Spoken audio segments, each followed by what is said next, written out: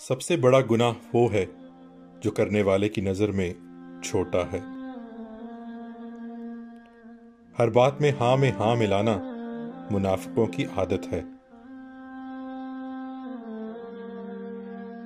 کبھی اپنی جسمانی طاقت اور دولت پر بھروسہ نہ کرنا، کیونکہ بیماری اور غربت آنے میں دیر نہیں لگتی۔ جو شخص سجدوں میں روتا ہے اسے تقدیر پر رونا نہیں پڑتا۔ جو شخص سجدوں میں روتا ہے اسے تقدیر پر رونا نہیں پڑتا۔ اپنے بہترین وقت کو نماز میں وقف کرو، کیونکہ تمہارے سب کام تمہاری نماز کے بعد قبول کیے جائیں گے۔ دوستوں کے غم میں شامل ہو۔ دوستوں کے غم میں ہر حال میں شامل ہوا کرو، لیکن خوشیوں میں تب تک نہ جانا جب تک وہ خود نہ بلائیں۔ سچ بات کی پہلی نشانی ہے کہ اس کی ہمیشہ مخالفت ہوتی ہے۔ جس کی کوئی مخالفت نہیں ہوتی وہ قطعاً حق نہیں۔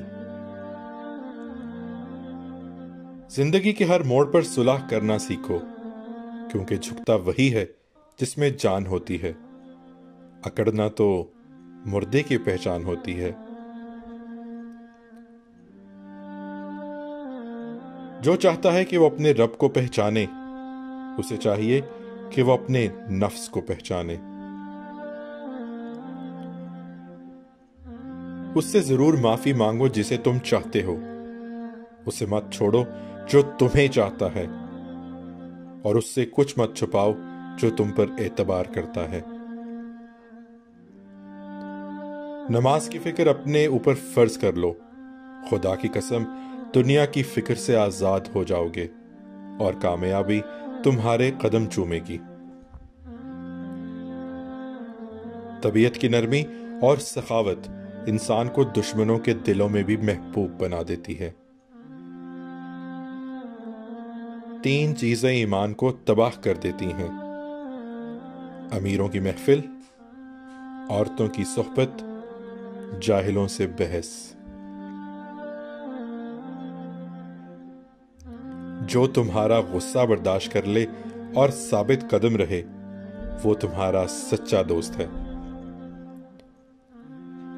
اچھے لوگوں کی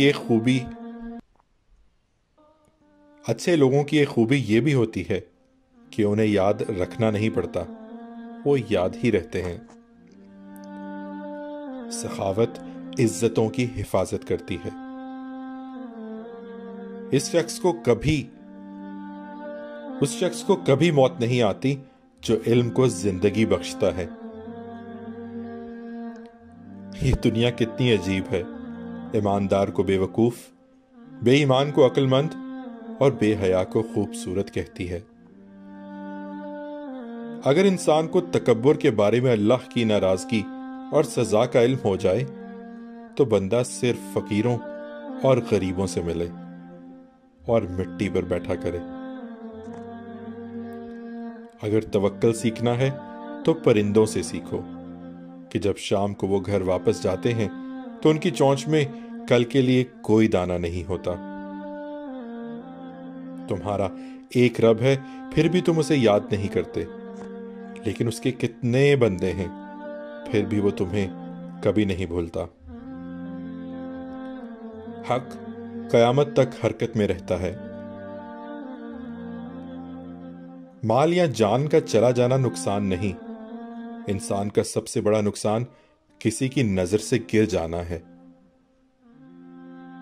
اگر دوستی تمہاری کمزوری ہے تو تم دنیا کے سب سے طاقتور انسان ہو۔ جس کو تم سے محبت ہوگی وہ تم کو فضول اور ناجائز کاموں سے روکے گا۔ اخلاق ایک دکان ہے اور زبان اس کا تالا۔ تالا کھلتا ہے تو معلوم ہوتا ہے کہ دکان سونے کی ہے یا کوئلے کی۔